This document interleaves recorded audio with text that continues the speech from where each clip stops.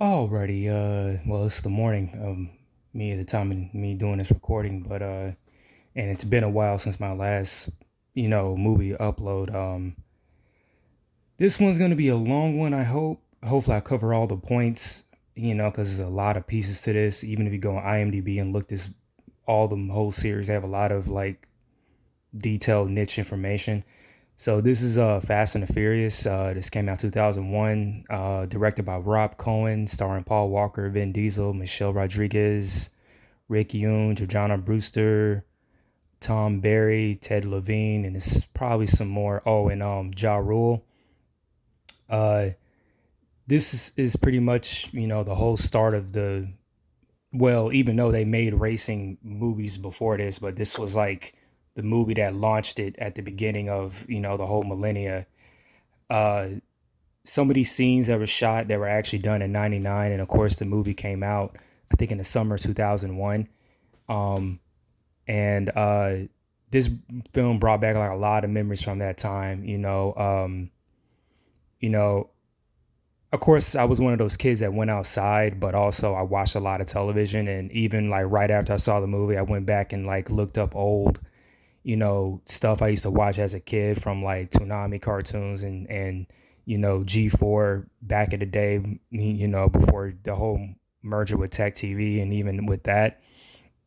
So pretty much the plot of this film, it's heavily inspired by Point Break and Duel, but there's some other movies as well, but mostly Point Break. You have the undercover, cop trying to infiltrate a criminal world. And personally, I haven't seen Point Break. Even though I know it's a Keanu Reeves and Patrick Swayze classic, and they even remade it.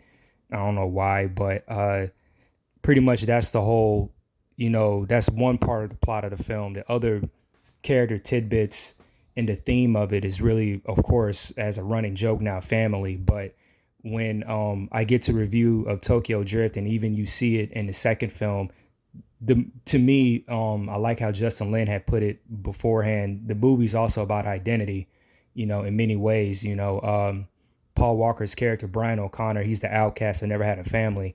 And the one thing that I'm mad about is they cut a lot of scenes out of this film.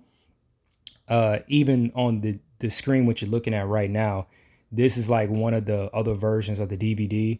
uh I think there's a Blu-ray version too, where they put all the deleted scenes on the cutting room floor. When this movie first came out on DVD, they didn't have those scenes. you know um it was a lot of character depth scenes to me. If they made the movie, of course, today, they probably would have put it in there. I don't know. I know if they did a television series based off of this, they definitely would have kept those scenes in there, because it was a lot of character building moments. Like there was an extended cut, the whole barbecue scene where, right after that fight between, the tension between Matt Schultz character, who's Vincent in the movie, and Brian's character. You see like they're kind of getting along, and he's sharing a little bit more about, what he's dealing with his mom in the hospital. And you know how Dominic is reading Brian, like he's in deep thought, not saying anything. And yeah, Michelle's character Letty, had a moment asking, are like an orphan or something, and Brian just joked, said, "Nah, every time I come around, my dad just call the cops." you know uh Later on, they play on this in the fifth movie about, Brian, being a bad worried about being a bad dad because his dad stepped out on him, and him trying to get used to domestic life because he is an adrenaline junkie. Even the title of the movie is also reflected in Dominic and Brian's driving style. You definitely see it in the fourth film. You know, with Brian, he identifies more with the import cars, and Dominic is more with the muscle cars. Even though we see them both swap different type of cars in racing, but as how they identify, those are those, the Nissan Skyline is Brian's car, and the Charger is literally, Dominic's. Brian is the fast, and Dominic is the furious. He's more aggressive with his driving style. Brian's more fluid with his. Uh, amongst my street racing, colleagues that I know of, when the series had went on, some of them had ranked. But at the time this movie came out, they said it was all right. This movie is based off of an article that came out in in Manhattan. Personally, I wish they would have done the film there, but I guess with the logistics at the time, you couldn't really do it. And then, they eventually did go to New York, but it wasn't a whole like in-depth character story. It was more like for the action sequence. Eventually when I do my street racing one, it will be in New York. It's going to be a two-part story. Of course, I'm not going to tell what the rest of the plot is, but it's funny how it sucks that it's like a running joke now with the whole family thing. Because what a lot of people don't know, the backdrop of the earlier films, it was more about identity.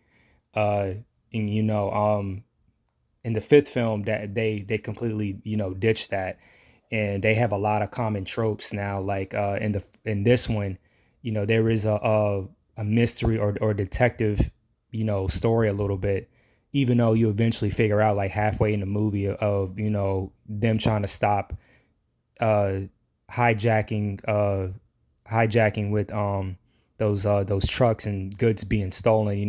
They're worth millions on the street. And there were like three prime suspects. Dominic being one of them. That's why Brian is infiltrated the other world. um Other common tropes that they do, and it's almost in every film. There's usually like four major action set pieces. There's always an opening action scene in the end. You got like either two or three in between. um that's what I kind of noticed with watching a lot of action movies. With Fast and the Furious, I kind of lost count, because some of them, were decent. In the first two movies, I really didn't have a particular favorite, even though I did reference them when I was drawing some of my comics. I looked at some of their storyboards and how they did, the car stuff and in their interior shots, and what cars can do. Um,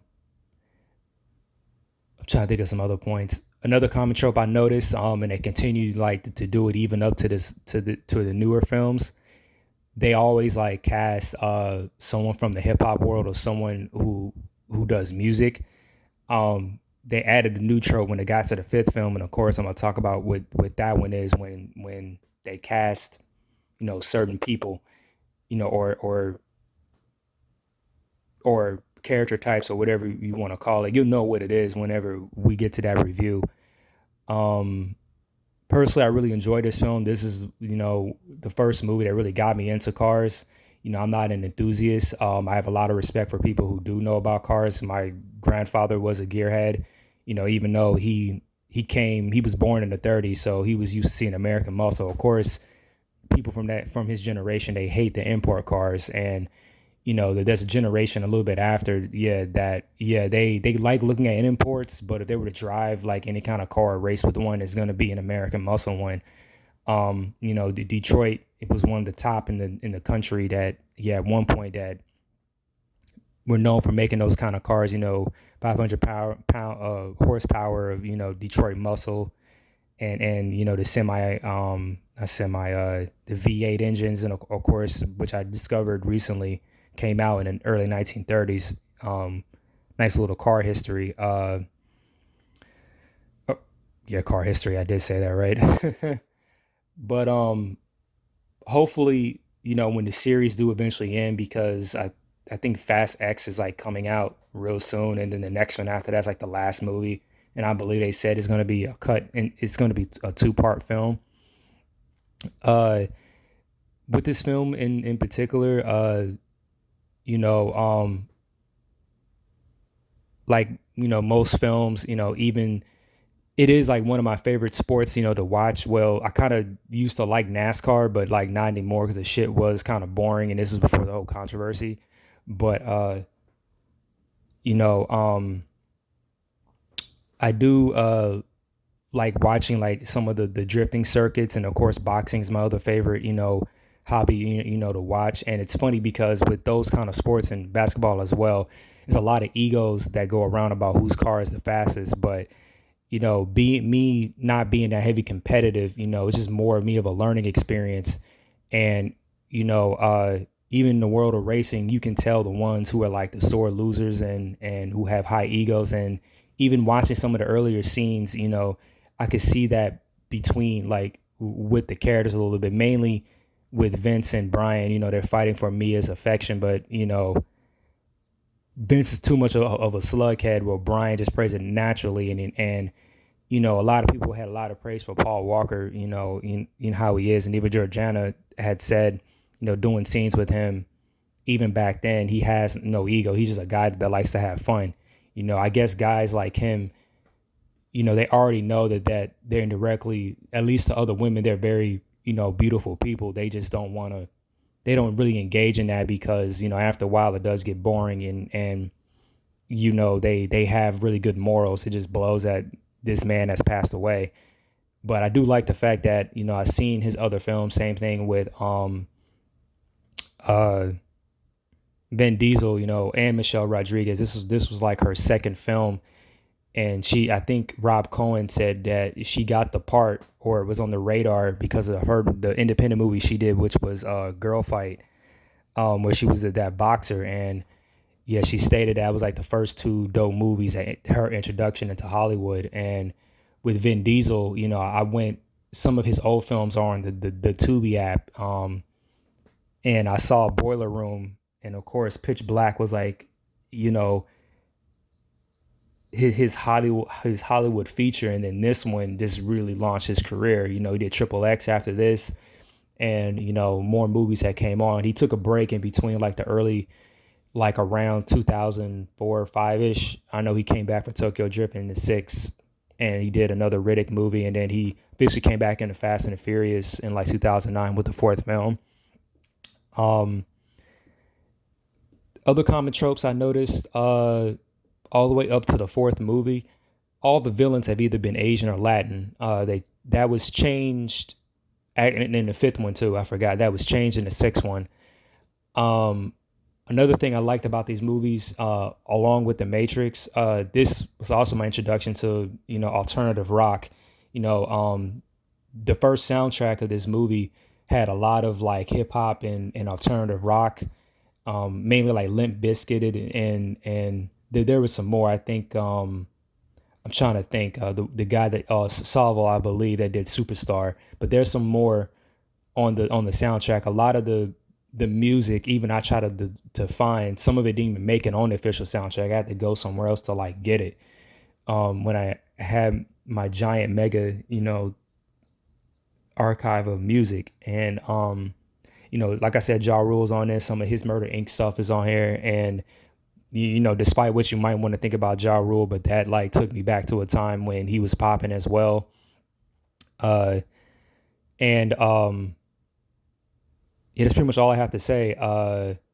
It blows because I did have a Lego charger that I built, and I was gonna put it. This isn't the current place I'm in now. I'm renting this place out, and it's not my original home at home.